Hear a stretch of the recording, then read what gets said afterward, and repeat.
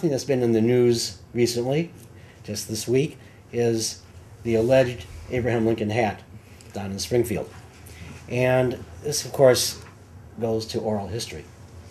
As historians, whether on the academic side or on the artifact side as we are, oral history or provenance could be a problem. It is always a problem, in fact.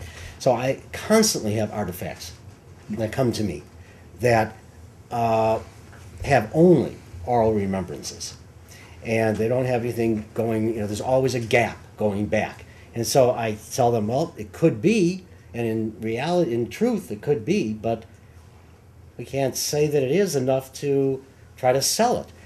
For instance, sometimes, though, the odds are better. Here I have a pin that is kind of hard to see, but I'll just put it up because this is a coral pin from, I think, the late 1850s. And this was a cravat pin. The family I got this from had said that it had come from John Wilkes Booth to one of their ancestors. Well, no way to prove that because there's no photograph of him, no receipt where he bought this. But then again, I started to look at this and said, well, who's going to wear this?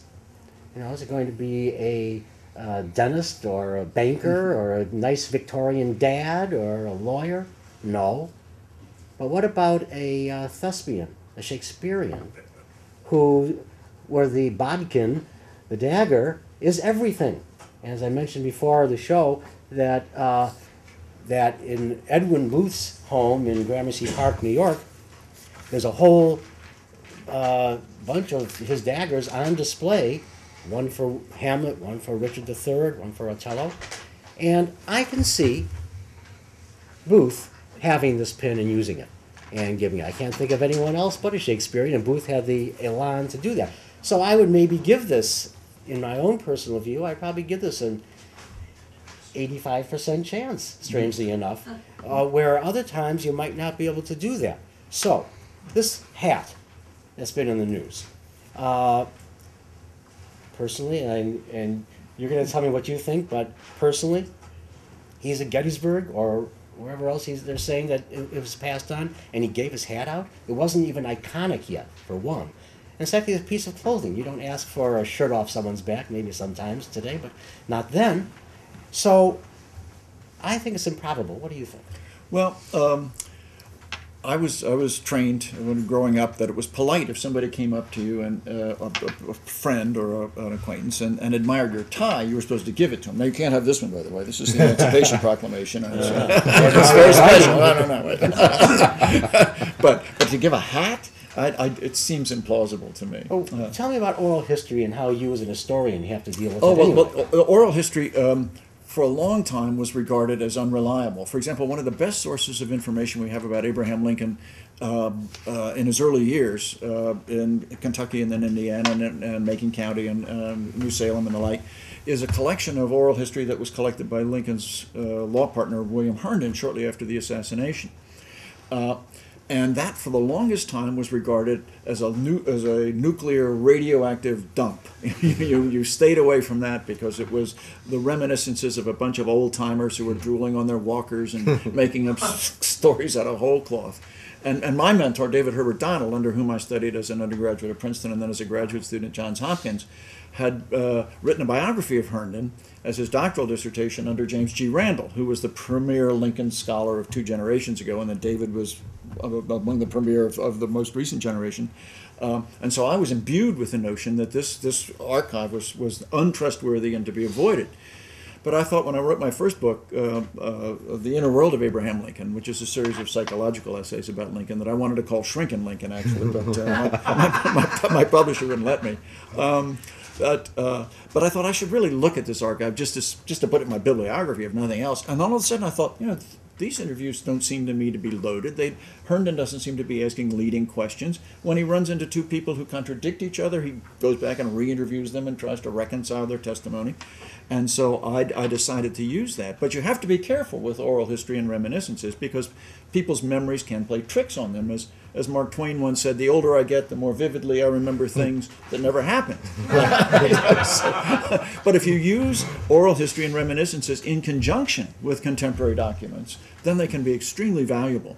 and the Herndon Archive, we should be on our knees thanking Herndon, and would that there had been such a Herndon for Thomas Jefferson and James Madison and George Washington, who had gone out and interviewed scores of people who had known those figures. And the rise of oral history in the past generation is partly responsible for the rehabilitation of the Herndon Archive, and that's largely because there's an emphasis now among historical authors to emphasize common ordinary people, not the famous about whom reminiscences are written and who kept diaries and letters and all that. And so oral history is one of the ways to get at the lives of common ordinary people, and therefore the whole idea of oral history has gotten a new respectability. I certainly do find myself that when I look at sources of oral history, and Doug Wilson's book, of course, on the Herndon papers is fascinating, but that you have to be careful with the oral history always. Right. But what I seem to gravitate toward myself sometimes is the emotional history. If someone has an emotional feel about what that person was like or what the era was like, that doesn't change as much. That stays with you. Mm-hmm. And even though you can't remember all the details of it, the emotional feel that you had back then mm-hmm. seems to stay. Mm-hmm. Do you find that? Well, emotional reactions to Lincoln can be very strong. For example, one of the things that I've contributed to, I think is a reasonable interpretation, is that the most beloved of all Lincoln letters, the letter of condolence to the widow Bixby, was not written by Lincoln. It was written by John Hay and was signed by Lincoln. Well, it's surprising, no matter how much evidence you adduce to illustrate, to prove this point, some people just don't want to believe it.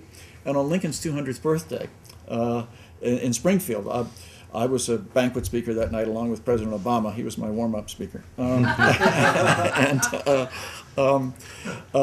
Afterwards, a very eminent jurist here in Illinois came up to me and says, well, I don't agree with you about the authorship of the Bixby letter. And I said, oh, really? Then how do you account for the fact that Hay told 6 people that he'd written it, that he clipped it out of a newspaper and pasted it into a scrapbook of his own writings, that it contains words like assuage and beguile, which Lincoln never used and Hay used all the time? And this eminent jurist said to me, well, those are all important considerations, to be sure, but you're leaving out an even more important consideration. I said, oh, really? What's that? He said, faith. I said, faith? What do you mean? He said, I have faith that Lincoln wrote it. What are you going to do? Yeah. Well, talking about this, one of the things I was going to bring up among 11 other pages, that I once had a book, Josiah Holland's book on Lincoln, came out in 1866, and one of the first biographies of Lincoln after the assassination, and had great play. It really sold. It's very easy to get, actually. I had Lord Lammon's copy, mm-hmm. and the associate of Lincoln from Central Illinois, and a lawyer and colleague and bodyguard, yeah. And would have been, and maybe Lincoln would have remained with us if he had not been sent 2 days prior to Richmond, Lamon. But Lamon had said something that was in the margins. He put some marginalia in. And where Holland, for instance, said, he underlined honesty, where Holland has said how honest Lincoln was. In the margin, Lamon wrote that Lincoln could stretch the truth when necessary. Mm-hmm. Another place where he loved everyone, and he underlined Holland's loved everyone. He said, he loved no one living, but was kind to all. And I think here's someone who was pretty close to Lincoln, saw him. Mm-hmm. And there's some insight into Lincoln there that was fascinating, I thought. Absolutely. And Lincoln could sometimes be a little misleading. For example, Lincoln was extremely eager to see the 13th Amendment to the Constitution passed by Congress. And normally Lincoln didn't twist arms and engage in jawboning and try to get a piece of legislation through, but he was very eager to get the 13th Amendment through. So in January of 1865, he and Seward and others, they were really working Congress and trying to get the necessary 2/3 of the members of the House of Representatives to pass the 13th Amendment. It had failed in the previous year by not quite 2/3. It didn't pass by. So anyway, and then at the last minute, there was a rumor that there would be peace negotiations, that the peace negotiators were coming to Washington, and that the administration might meet with them, and this might force the postponement of the 13th Amendment because you didn't want to tell the peace negotiators that you absolutely had to have slavery abolished in order to have peace. So Lincoln then put out the word, and said formally, he said, I have no information that there are peace negotiators coming to Washington or in this city, not to worry. Well, he knew darn well they were going to to meet in Hampton Roads. So he was sending his Secretary of State then. So by saying no peace negotiators coming to Washington, then there are none here and there are none going to be here was true, but it was misleading, and it helped get the 13th Amendment through. Why was he so reticent to work with Congress, to push into Congress? Well, the Lincoln was a Whig, and one of the principal tenets of the Whig political philosophy was that the president should defer to Congress. That the Whig Party was established in the 1830s in reaction to Andrew Jackson, who was very authoritarian, used the veto a lot, was very assertive, and the Whigs thought that that was inappropriate. That the Congress should make the laws and the president should carry them out. And so when Lincoln became president, he was very deferential to Congress on matters like banking and tariffs and taxation and almost all those domestic economic policies. Now, he was very assertive when it came to managing the war, choosing generals, adopting strategy and the like. And my mentor, David Herbert Donald, in his 1995 biography of Lincoln, argues that Lincoln was essentially passive. Well, that's really misleading, because Lincoln was passive in his dealings with domestic policy, but very assertive when it came to managing and directing the war. I don't think that's all that Donald was saying about his passivity, that he didn't see him as a proactive person. I always see him as that. Yeah, yeah. I felt like going to David and saying, David, are we talking about the same Abraham Lincoln, the guy who was born in 1809 in Kentucky? Well, David was a brilliant teacher, and he was a kind of intellectual provocateur, and he would always like to throw out. I remember this from my freshman year in college as a student in his small class discussion groups. You would leave those classes thinking white is black, up is down, because he wanted to stimulate your thought processes, and that was very appropriate for undergraduate teaching.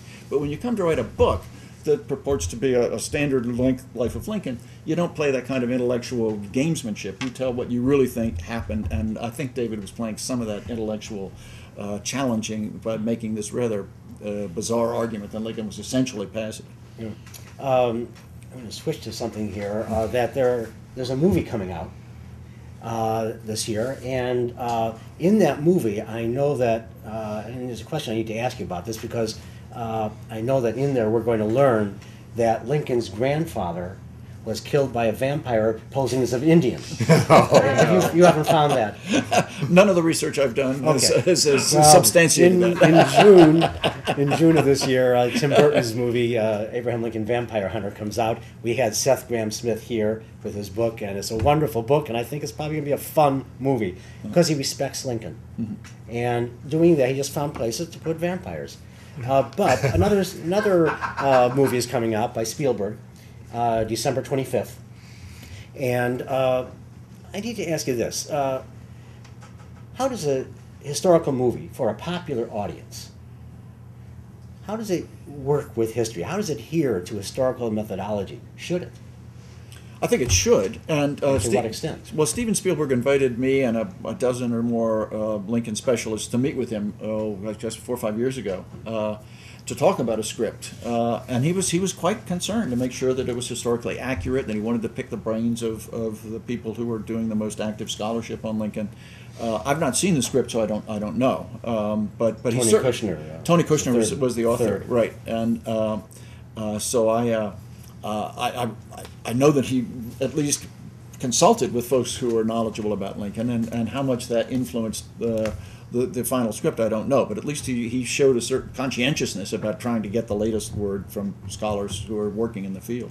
Of course, you're going to have narrative in there, and people are going to be speaking. We don't know exactly what they spoke in all these instances. You have to work that out. Right, and you just have to use plausibility then. Based on what we do know, does this seem plausible? And there's room for people of goodwill to disagree about that sort of thing. So, I would hope that if there's something in there that is askew, that he would come to the Lincoln world, certainly, and explain why in the movie he had to do that. Mm-hmm. But I don't know if that's the case. Can't wait to see it.